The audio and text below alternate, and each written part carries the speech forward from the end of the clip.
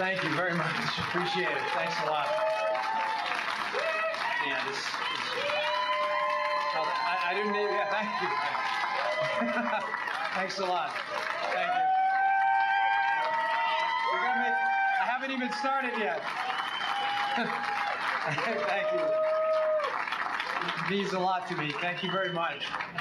I'm going to have a John Boehner moment. We haven't even started. For those who know me, don't let the Secret Service patina thing fool you. I'm a very emotional guy. But yeah, I get choked up easily.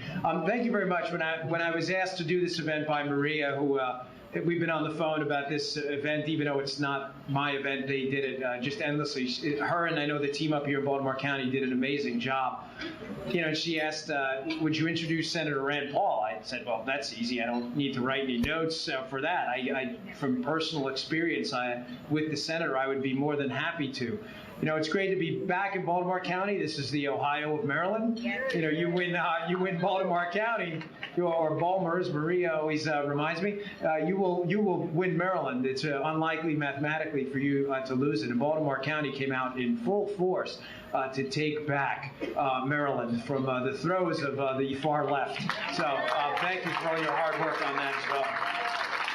It was interesting coming in. Paul and I parked in the back, and we saw Maria. We walked into the kitchen. I was telling the senator when he's the next president of the United States, you know, I was telling his team that they're going to walk through kitchens from this point on. They're never going to see the front entrance of anything anymore. So we would walk through with the president. They'd say, "You think we need to clean this up for the president?" I'd say, "Trust me, he's used to it. There's no need to paint your kitchen. It'll all be okay." But getting back to this race, you know, I know a lot of us in this room have become very cynical about politics over time. I get that. I understand. I know we're all fighters. I've knocked on doors with probably 20% of the people in this room.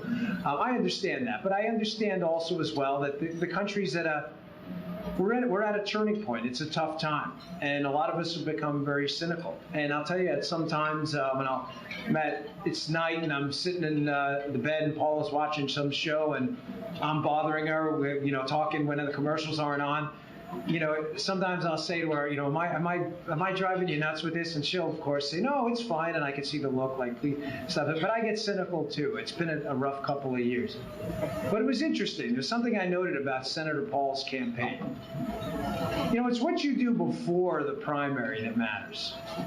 You know, listen, everybody's got some form of skin in the game, and everybody's got some degree of they want something for themselves. But that's not this man's primary motivation.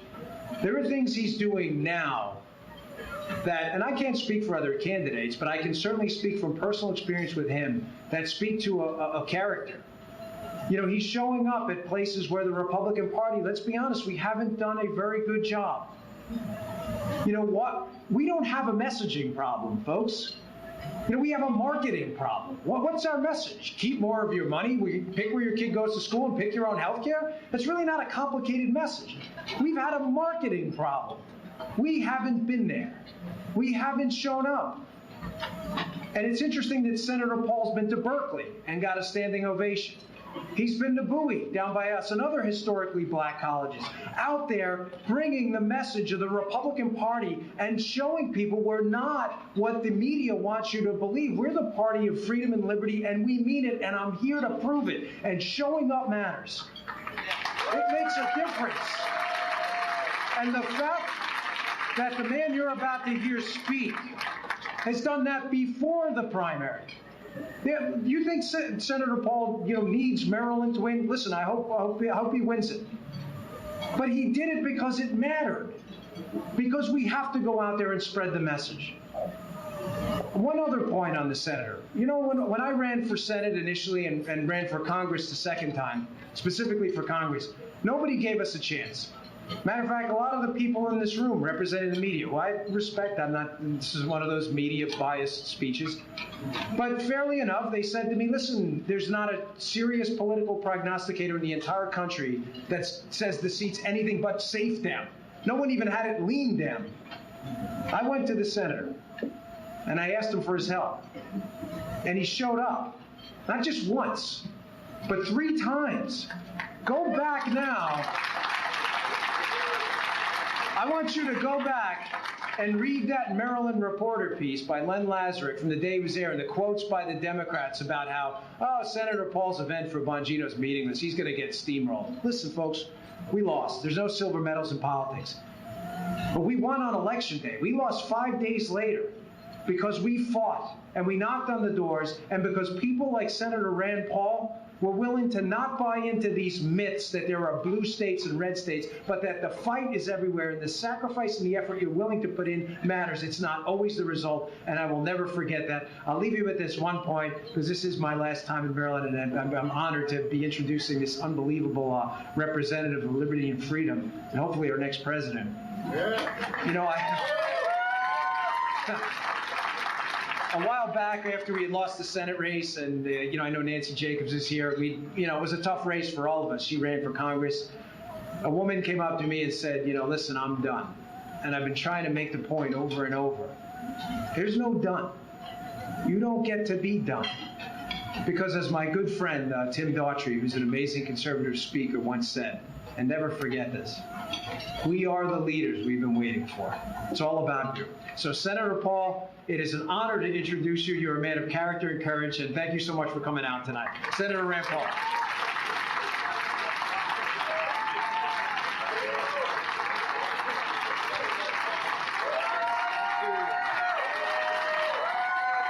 Thank you. Thank you. Thank you. Thank you. Thank you. Dan, we're going to miss you, but I understand they have politics down in Florida. There's going to be something that we need you to do. In fact, what county are you going to be living in? We need to make sure we have your phone number down there. I stood about a week ago for 10 and a half hours trying to defend your right to privacy.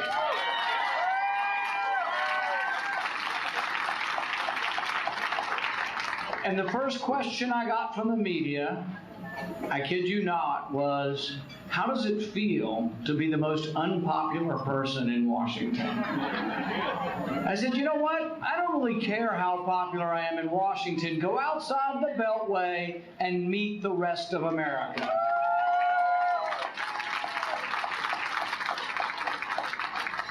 The thing about this is, particularly young people, but really most Americans, think the president went too far. That collecting all of your records, all of your phone records, all of the time, without putting your name on a warrant, without individualizing the suspicion, was a bridge too far. That he'd gone too far. Even the courts said this. It went all the way up to the second highest court in the land, to the appellate court, and they said, it's illegal, was never justified by the Patriot Act. The author of the Patriot Act, or one of the authors, James Sensenbrenner, still in Congress, said, no way in the world did we ever contemplate that the records collection part of the Patriot Act would let them collect everything. In fact, in the Patriot Act, it says you can collect records relevant to an investigation. The court said, if relevant means everyone, the word doesn't mean anything. So it became bizarre. But the president, like everything else, what does he do? It's Bush's fault. This time it wasn't Bush's fault. He said it was my fault. I was obstructing reform. But here's the deal. The president started this program on his own without any congressional authority, and then he told us to stop it. If that's not disingenuous, I don't know what is disingenuous. Can't even pronounce it anymore. But the thing is that people say, well, how will we catch terrorists if we can't use this bulk collection? How will we get them? So I was walking down the hallway with a powerful U.S. Senator, and he looked at me. This was actually the first time I tried to stop things, 2011. Steam was coming out of his ears, and he said, what will you do if the Patriot Act expires at midnight? And I said, well, couldn't we just rely on the Constitution for a few hours?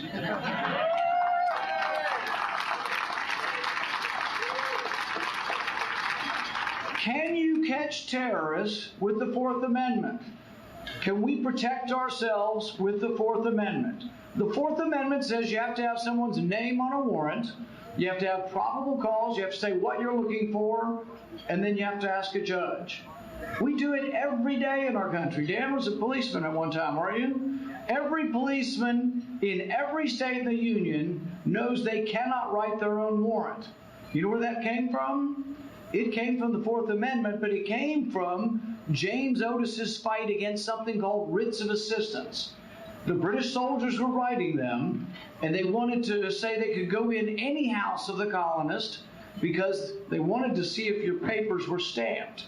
It was the dreaded stamp tax that all the colonists hated. But the warrants, what they hated even more than the tax, was that the British soldiers could write their own warrants. So we wrote the Fourth Amendment. It's like so many of the wonderful things our founders did. They said there had to be checks and balances. The reason you have checks and balances is most of our police are good. I know we see some bad things that have happened, but don't forget that 98% of them are good people. That's not an excuse for the 2% that are rotten and need to be drummed out.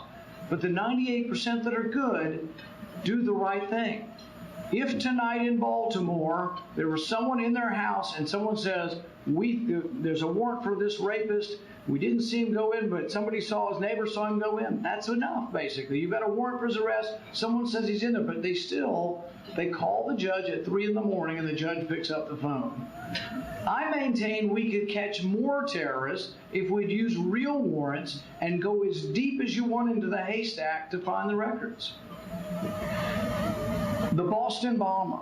During the debate, they're like, we need the Patriot Act or we couldn't get the Boston bomber. You had the Patriot Act and you didn't get the Boston bomber, okay? They were tipped off by the Russians. My guess is they could have built a probable cause case. A probable cause case under the Fourth Amendment doesn't mean a conviction. Conviction's harder to get. You've got to really have solid evidence. The jury's got to agree with you. You've got to convince a judge that there's some evidence that a crime's being committed. The Russians tipping us off that he might be a terrorist might be some of that evidence. But the thing is that people say, well, we just need more information and more information.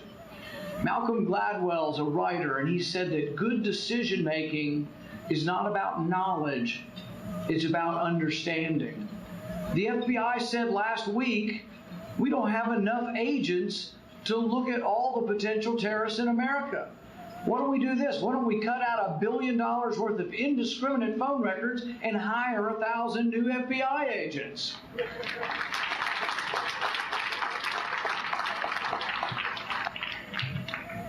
John Adams went to the court case and watched James Otis talking about warrants and talking about generalized warrants. And John Adams was 25 years old at the time. But what he said from this is he said it was the spark that led to the revolution. It was a big deal. We all talk about the Second Amendment now. We're the party of the Second Amendment, and that's good. But it was the Fourth Amendment that was the spark that led to the revolution. It was a big deal. It was a big deal whether you could generalize an assumption of guilt or whether you had to individualize. One of the reasons, even though most police are good, that we don't give the police the right to write the warrants is because there are times when we have generalized about people based on the color of their skin, based on their religion, based on we don't like those people. And that's why the checks and balances are to keep out systemic bias from a system. Checks and balances were probably one of the most important things that our founding fathers gave us. People will say to me, what is the worst thing the president has done? And I'll say, it's a long list. We could start a shorter list of the good things that he's done. But the thing is the worst thing that he's done to our country, it isn't Obamacare, it isn't Dodd-Frank, it isn't one particular bill. It's the collapse of the separation of powers. We established these co-equal branches, and Madison said that we were going to pit ambition against ambition. The ambition of Congress to jealously guard their power versus the president to jealously guard or grab for power. And it was supposed to keep power from accumulating in one place too much. Montesquieu talked about this, and many give credit to Montesquieu for coming up with this concept of co-equal branches and checks and balances. But Montesquieu said that when the executive begins to legislate, a form of tyranny will ensue. We're getting closer and closer to that day. What's happening is more and more and more power is accumulating in the presidency. What's another word for the presidency? Bureaucracy, unelected bureaucrats. The sad thing that I learned when I came to Washington a few years ago is that the lowest level unelected bureaucrat often has more power than your congressman or your senator. People come, my constituents come from Kentucky, and they complain about this rule putting them out of business, or this thing putting them out of business, and the regulations and all the red tape. And I think to myself, did I vote for any of that? Nobody voted for any of it. Almost all of it is created out of whole cloth by a bureaucracy that's run amok. It didn't just happen. People say, oh, it's all President Obama. It's been going on since Woodrow Wilson or before. It just gets bigger and bigger. And this is really the worst part of partisanship, is sometimes there's a Republican president and a Republican Congress, and we say, oh, that's our guy or that's our gal, we'll just let them do what they want, and power accumulates. Then the Democrats do the same thing. And then decade after decade, power and power and power accumulates until you get things that were well-intended become horrific. I'll give you an example. The Clean Water Act. I would have voted for it. Can't discharge pollutants into the navigable waters. I don't want somebody dumping benzene into the Chesapeake Bay, and I'm not for big government, but I'm for government stopping any of you from dumping benzene into the lake. But over 40 years, we now define pollutants as dirt, and your backyard is a navigable stream. It would be funny if we weren't putting people in jail for it. A guy named Robert Lucas down in the southern part of Mississippi, 10 years ago, was 70 years old. He was put in prison for 10 years. He just got out. 10 years without parole, 10 years without early release. He was convicted of a RICO conspiracy. RICO is supposed to be something you go after gangsters for. You know what his conspiracy was? Conspiracy to put dirt on his own land. We've gone crazy. We've run amok. But it's this loss of the separation of powers. It's this loss of equilibrium. It really is something serious. It's what's allowed one branch to get run away. But it's also a Congress that's abdicated its duty. Spending runs on unabated. I mean, we borrow $1 million every minute. In the next 9 hours of this speech, imagine how much we're going to borrow.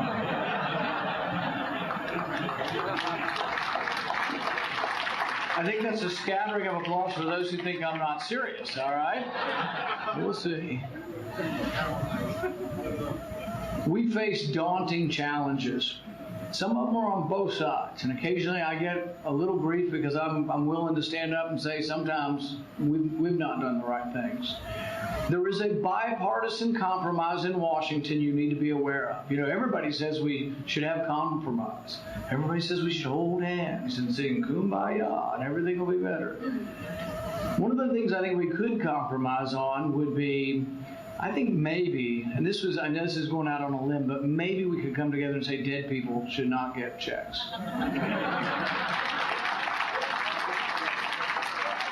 They came out with a report about a month ago that said that we passed out $17 million to dead people. What's worse than that, or I think what's sort of hilarious about how this kind of stuff goes on is they've estimated, because Social Security keeps really good records and you can count on them to keep your account safe, all right? The Social Security system said that there are 6.5 million people that are over 112 years old. My guess is they need a little bit of work, to figure something out here. But in the name of compromise, we come together, but sometimes in the name of compromise, we compromise and do the wrong thing. On our side, we justifiably think defense is important, and I agree. I think the most important thing we do is national defense. It should be a priority. And if you ask me, how will you prioritize what you spend? What will you vote for? I will always give priority to our national defense, without question.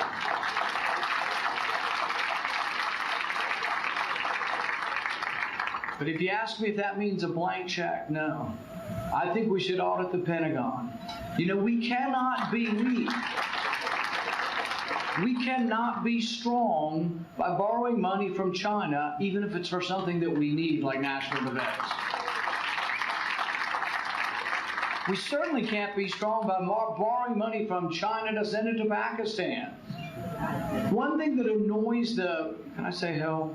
It annoys the hell out of me that we take money, we borrow it, and we send it to countries that hate us, that burn our flag and chant death to America. I say, not one penny more.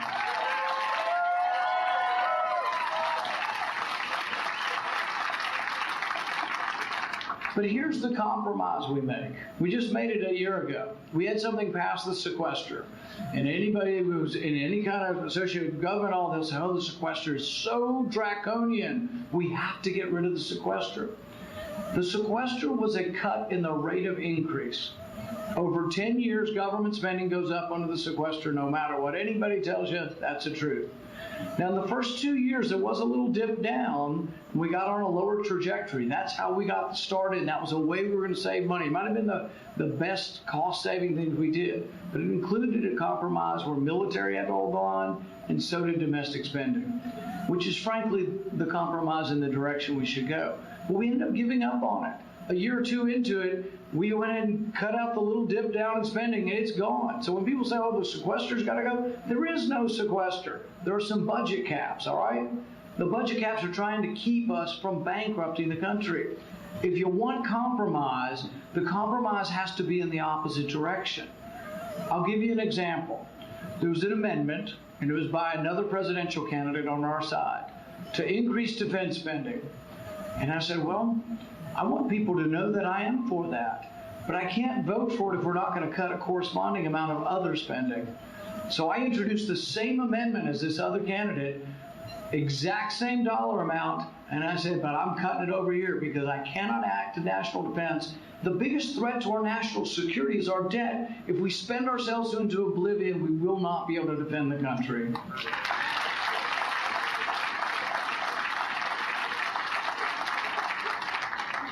I think you do want a commander-in-chief who will defend the country, though, without question. You know, there's conservatives, there's liberals, there's this and that. There's all kind of variety of all of us.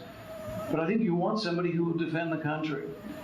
And when I think of all the things the president's done wrong, all of the things Hillary Clinton's been a part of, also a long list. And you ask me, what's the worst thing?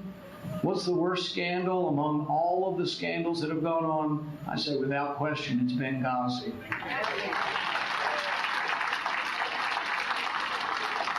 And it goes to the heart of the matter about who you're going to choose to be the commander-in-chief.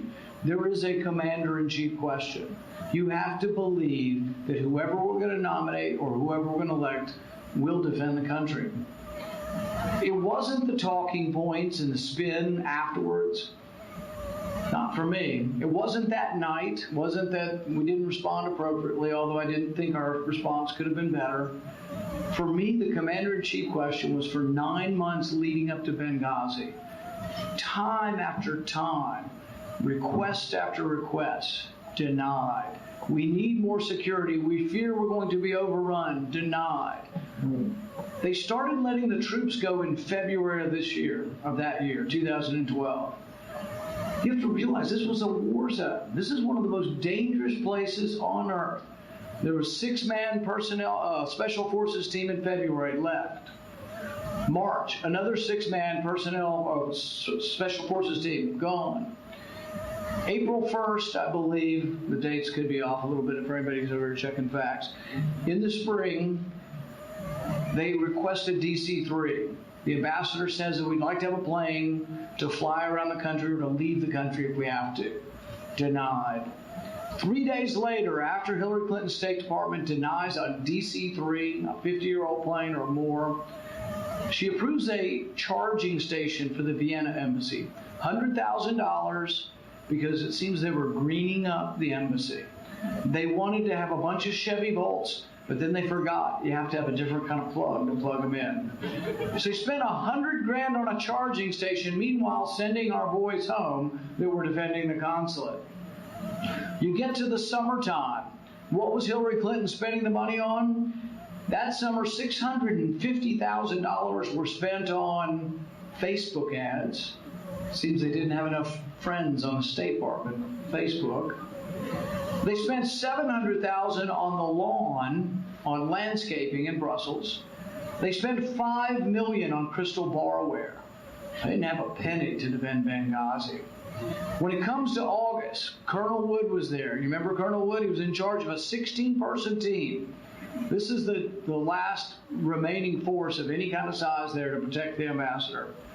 He writes cable after cable saying, we've got to stay. It's more dangerous with each day. The British ambassador's been attacked. There are jihadists everywhere. We're protected by the militia, the Libyan militias who they were counting on. And so when Hillary Clinton came before my committee, I asked her that question. I said, did you read the cables? And her answer to me was like, you know, she kind of acted as if she had better things to do. And she said, no, I didn't. And the whole hearing was about how it was somebody else's fault, not her fault. But you know what? From her inability to give us security for our troops, from her denying troops, denying reinforcements, it should forever preclude her from being president.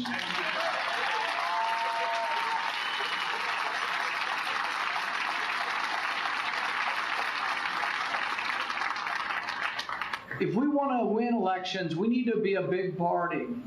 I tell people we got to have people with tattoos and without tattoos, with long hair, without, with earrings, black, white, brown, rich, poor, working class. We got to be a more diverse party. I think the way we become a more diverse party is, I think we need to be a party of the entire Bill of Rights. The Second Amendment we're great on. If you have all 55 people running for president come here, you'll find that at least 54 out of 55 are probably good on the Second Amendment. But we need to be the party that defends the First Amendment, religious freedom, religious liberty.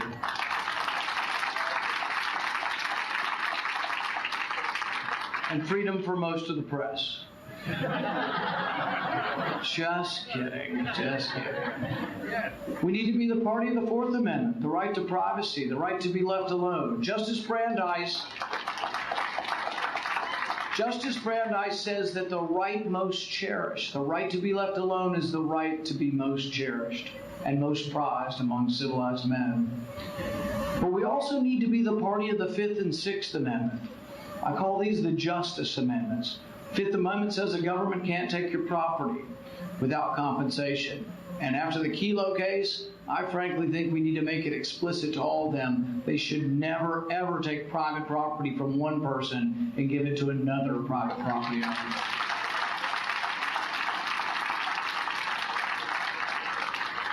The Sixth Amendment says you have the right to a trial. And you're thinking, well, who's not for that? Well, let me let you know there is a problem with the right to a trial. There are people who now say in this war on terror, American citizens don't always get a right to a trial. We had this debate. A law was passed in 2011 that allows indefinite detention. And I was debating with another senator, and I don't like to name names, but he was from Arizona. And I looked at him and I said, an American citizen could be sent to Guantanamo Bay without a trial? And he said, yeah, if they're dangerous. I said, it kind of begs the question, doesn't it? Who gets to decide who's dangerous and who's not? Anybody remember Richard Jewell? Everybody said he was the Olympic bomber. He was convicted by the TV cameras. Within hours, they said he did it. He met the profile. He had glasses. I see a few of you out there. He looked like a geek. That's like half of my campaign staff. He had a backpack on, and they said he did it. He had to do it. He was suspicious looking. But here's the thing that we're wrong.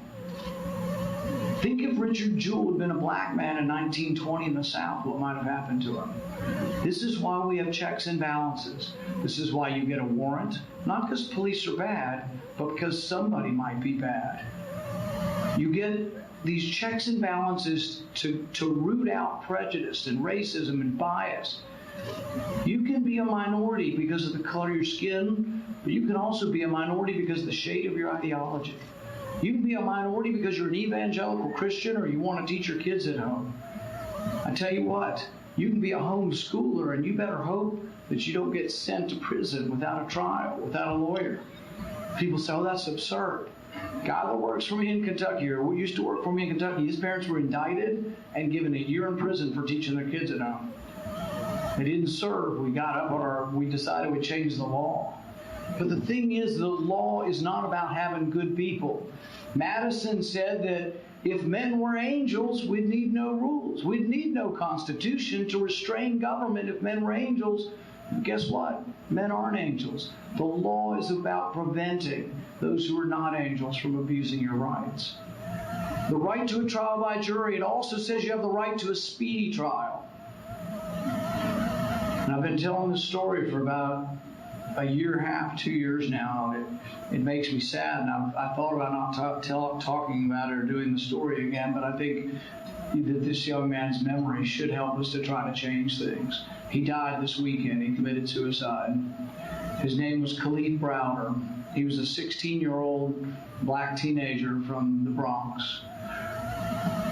He was arrested, accused of a crime, and put in Rikers Island for 3 years without a trial. He spent 2 of those years in solitary confinement. He was beaten to a pulp by a gang in the prison without ever being convicted of a crime. Even if you're convicted of a crime in America, for goodness sakes, are we going to let people be raped and murdered and pillaged in prison because they've been convicted? He wasn't even convicted. So when I see people angry and upset, I'm not here to excuse violence in the cities, but when I see people angry, I understand where some of the anger is coming from. And there's a proper way to figure this out. I went to Ferguson. I said, set up voter registration tables and register to vote, and register everybody that's unhappy to vote. So there is a constructive way of doing this. But I can tell you, I didn't grow up poor. I grew up middle class or upper middle class. This is me learning about how other people have to deal with life.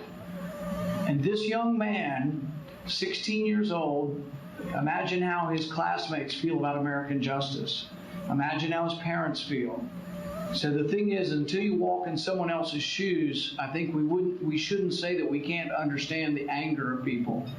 But there's a constructive way of doing something better. The Democrats have utterly failed our inner cities. They've utterly failed the poor. The war on poverty is now a war on the poor.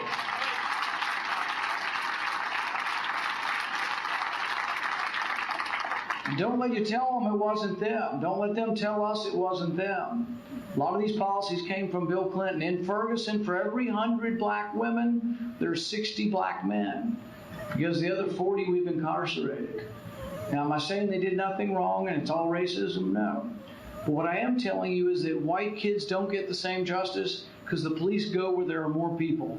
There are more people where there's more concentration in the cities, and there are more African Americans. But it adds up over time. The arrests in Baltimore are 15-1 black to white for marijuana arrests.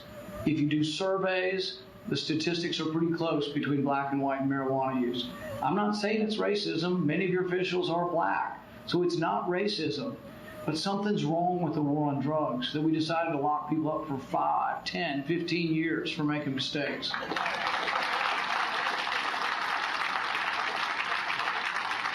And I don't want you to get the idea that I think it's good either.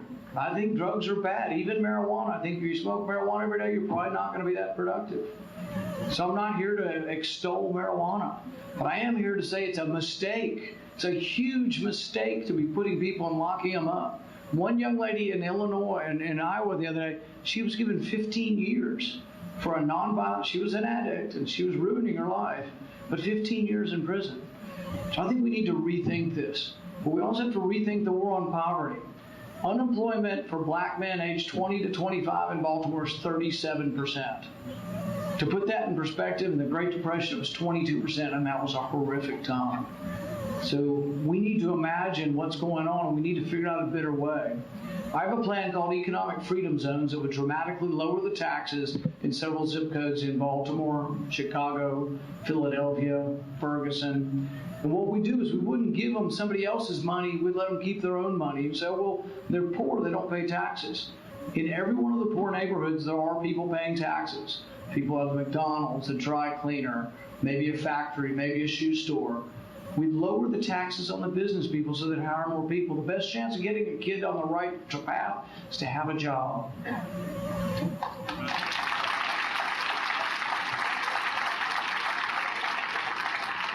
You showed that you can win in Maryland. I think we can win across the country where we become a bigger, more diverse, more inclusive party, but also just a party that defends the entire Bill of Rights.